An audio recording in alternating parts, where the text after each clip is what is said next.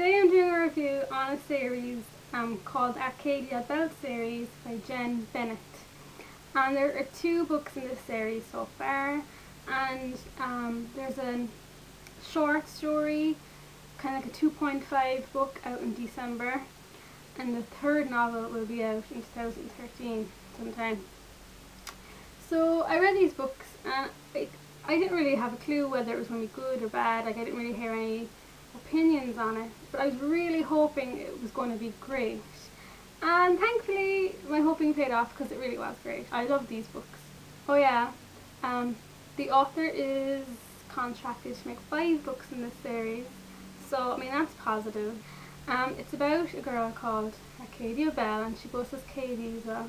So in this world there are magicians, kind of magic users, and there are demons, but there's 2 types of demons. So there's the demons you kind of imagine from hell, like these big ugly creatures that can be summoned by the magicians. And there's earthbounds, which are, they look human. I mean, they might have a special ability like reading minds, or an empath, or healing, some sort of ability like that. And they have a halo around their head, either a blue or a green, and only other earthbounds can see that halo. So they're kind of the main kind of supernatural beings in this world. So, and also there's just humans who don't really believe or even know about this other supernatural part of the world, and they're known as savages. But Arcadia, she's like a magician, so she can use magic, but she's human as well, and she has a silver halo, which is very rare, and when people see it they're like, what is she?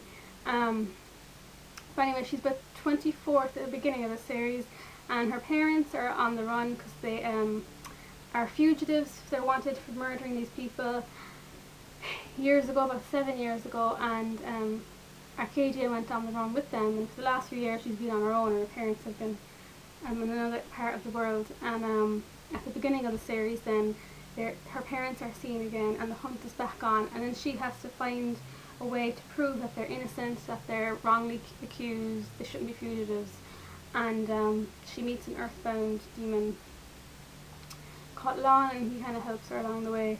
And over the 2 books then, they kind of get into human magician demon kind of problems, and it's just really enjoyable. It kind of reminded me of the Hollow series by Kim Harrison, that type of writing, that kind of type of world, and kind of urban fantasy, and I was just really enjoying it.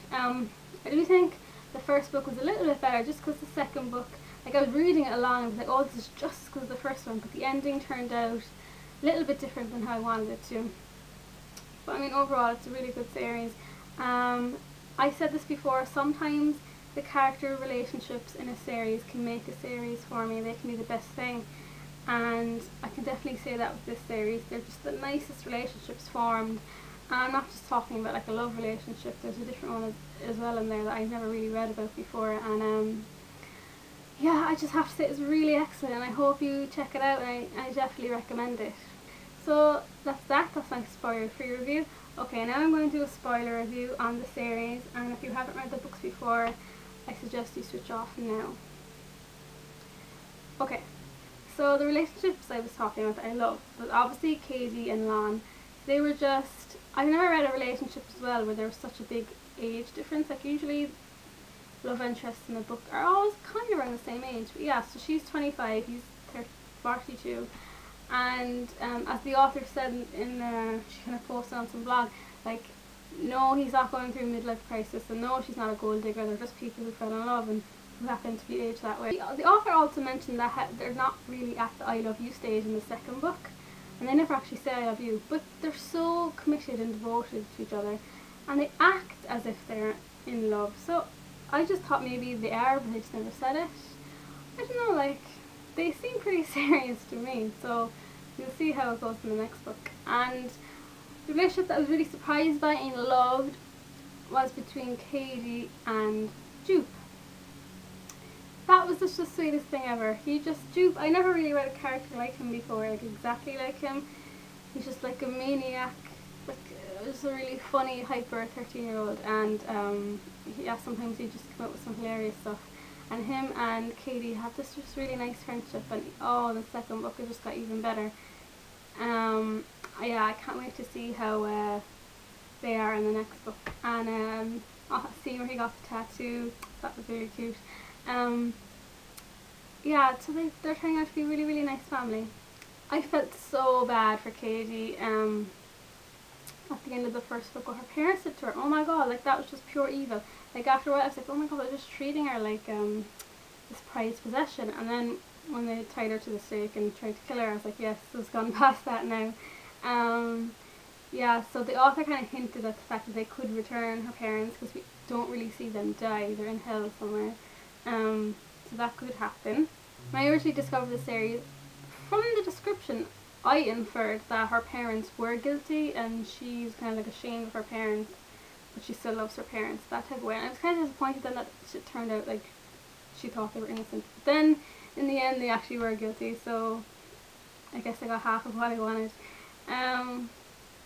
The story in the second one, I know some people didn't love it, but I thought it was grand. Like, there's nothing wrong with it, and it was exciting, and I was interested in the different characters. Like, we got to see more of Bob and Hajo, is that his name? I thought he'd be in it more, to be honest.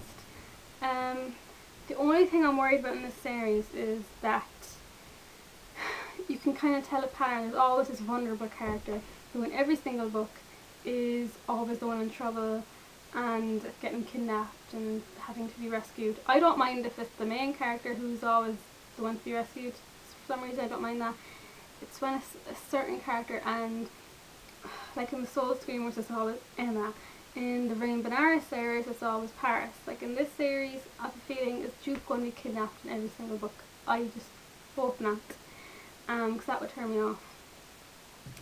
But yeah, so I was kind of hoping at the end of the second book that maybe instead of kidnapping Duke, Katie would be kidnapped, and then remember Hajo said he'd always be able to find her, and then they'd use him to find her, something like that. So that's the reason I prefer the first book to the second, just because the ending didn't turn out how I kind of planned it in my head, but it was still a good book and it was still a great series, and I'd love to know what you thought about it. So that's my review for today, and thank you very much for watching.